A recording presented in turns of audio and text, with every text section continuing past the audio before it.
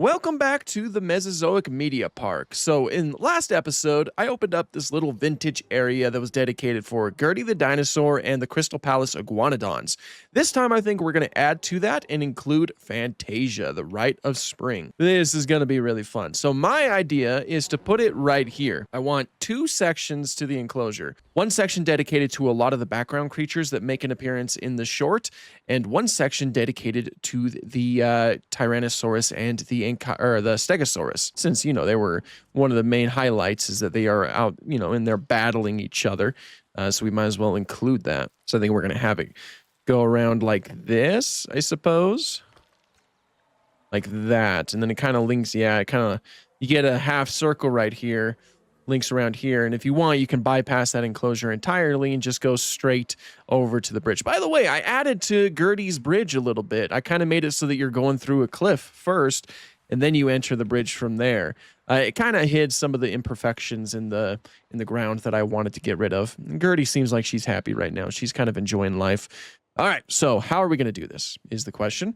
As per usual, I want to separate everything with rocks. Now, one thing that a lot of zoos do is they use like cliffs and rocks and things like that to make it seem like specific animals are separated from each other. I want to do that here. I want the Stegosaurus and the T-Rex to be separated from the other animals, but I want it to look like they're all in the same enclosure. You get what I'm saying? So I feel like boulders are a great way to try to pull that off. Start like that, and then larger boulders over there. I really want this to look and feel like an actual enclosure. I just feel like boulders and like mountains and stuff like that, I feel like they offer a nice backdrop, you know? It's a nice way to separate them from the sharp tooth as well. Kind of like that. I don't want it to be too terribly big either. And then we can just use regular fences, I think. Let me try some things out. This is pretty small. Do I really want this to be this small is my biggest question right now. Especially considering the fact that, like, in this portion right here, that's where the Tyrannosaurus and the Stegosaurus are going to be. Maybe a bit more like that, I suppose. The biggest thing that I want to put in the other portion is Dimetrodon. Dimetrodon does make an appearance in Fantasia because Fantasia, it's kind of like, well, the Rite of Spring it's like a melting pot of a lot of different geological periods and eras. So there's like, that's why you have T-Rex fighting Stegosaurus, because, you know, they weren't exactly going for accuracy per se. It was obviously a stylized sort of thing. That's also like one of the biggest reasons why the T-Rex actually had 3 fingers instead of 2, because Walt Disney thought that 3 fingers would be scarier than 2. It's a simple answer. They actually, like, they do call it, you know, a T-Rex in the actual short film. In a lot of the books that are tied to it, they call it a T-Rex.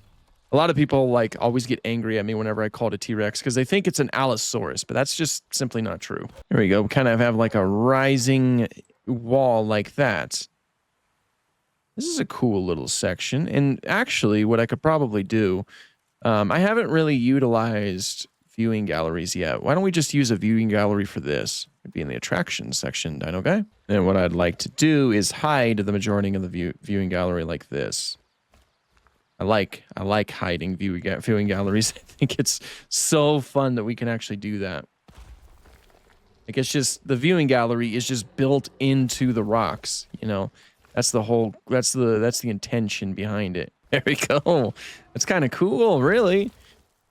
Yeah, that blends really well. Oh man, I love that you can do that. Okay, so yeah, there's that viewing gallery area in there. I should also make sure that you can actually see. You can see. Cool. What about this one? Can you see in this one? Yes, you can see. Okay, cool. So I guess what's next? Maybe I will. Well, I want the T-Rex and the Stegosaurus to be together because that just makes sense, because they were fighting. You know, they fought each other. I have a lot of root riddled dirt in here as per usual. So this side is going to be relatively open because the T-Rex and the Stegosaurus, they were fighting each other on a relatively open area with a little bit of a hill going on. We can get some hill in here. Like hilly, like that. Actually, even smarter, I can separate them with deep. Oh wait, no, Dimetrodon can swim. Yeah, gummit Dimetrodon. Well, anyway, I'm gonna put some water anyway because there is water in here as well. Kind of like that, and then there's a lot of vegetation. Again, I want a lot of vegetation on their side over here. We've been using these kinds of trees a lot. Let's switch it up a little bit. Yeah, let's get some bamboo. Why not? Well, it doesn't really fit, so I guess I'll. What do I want to do? I mean, do I really want bamboo? Let me pull up some pictures of Fantasia. I mean, yeah, it's just really forested is what it is. Which I think we already knew that. Like, there's really nothing that is too outstanding, I suppose, in this. Maybe if I just turn down the intensity a little bit, that way it looks very forested. I'd like for it to look a little bit more forested than that. How about some ginkgo? So maybe what I could do, I can have this water still separating them, but since the Dimetrodon can swim, I still need to add something a little bit extra. Like this. So it seems like the water's connected, but I don't think Dimetrodon will be able to get over that. You know? So I think that should probably work. There we go. Now, is there anything that I could put in the Tyrannosaurus/Stegosaurus exhibit that stands out? I'm like looking at, I've watched the video, I'm looking at a bunch of stills, and there's really nothing that is too terribly significant about where they fight. Like, again, it's all just kind of flat and relatively tame. I guess I can add some rocks. Rocks always, when in doubt, put more rocks. I guess another thing I can also add to maybe just dress it up a little bit is some groundwater, perhaps. I mean, it was kind of swampy. It's kind of a swampy environment where Fantasia takes place. Do I like that, though? I don't think I do. I mean, I think that's really the majority that I could do. Again, there's nothing that specifically stands out as unique amongst, like, what is portrayed in Fantasia. I'll tell you one thing, though. There is a bunch of pterosaurs on the side of a cliff. Wonder if I can utilize that somehow. I wouldn't mind putting the pteranodons, like, build them a huge cliff.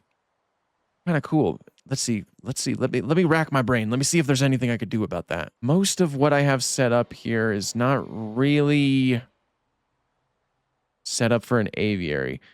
Unless I kind of change some of this up a little bit. Let me see what there is I can do. Maybe if I put the aviary like right there, that turns into a little bit of an eyesore. I'd have to build everything else up around it. This is quite the conundrum. Back to the drawing board. I'm going to figure this out. Kind of like this, maybe. And then what I can also do. So I'm thinking maybe like this. This is kind of separated from the vintage dinosaur portion. I really wouldn't mind having the pterosaurs. So maybe instead the pterosaurs will be over here instead of over here. And then what I can do is I can create kind of like a giant mountain out of all of this. Kind of like this. And then I could put in some deep water right here to try to be the ocean. Or represent the ocean, I suppose. And then these are all of the cliffs that they land on. Although everything's kind of spiky right here. So I'm going to change what this looks like. I do also have to be a little bit careful here because, the more stuff I put down, the more space we're taking up. And then we run the risk of like not having enough space for anything else. So maybe I might change my mind here in a minute and maybe we won't actually do a pterosaur portion, but we'll see. I mean, like a giant cliff like that is not, I'm not opposed to the idea, really. It really impedes on their portion, doesn't it? Okay. Well, we do still have a decent amount of space left. Yeah, we have a lot of space left. Hopefully, I just need to be a little bit more, like, be a little bit safer in the future. And if worse comes to worse, I can always just get rid of this. So let's just get some pterosaurs in here. Now, the pterosaurs have like a very cool coloration. It's like kind of like a base coloration of almost black.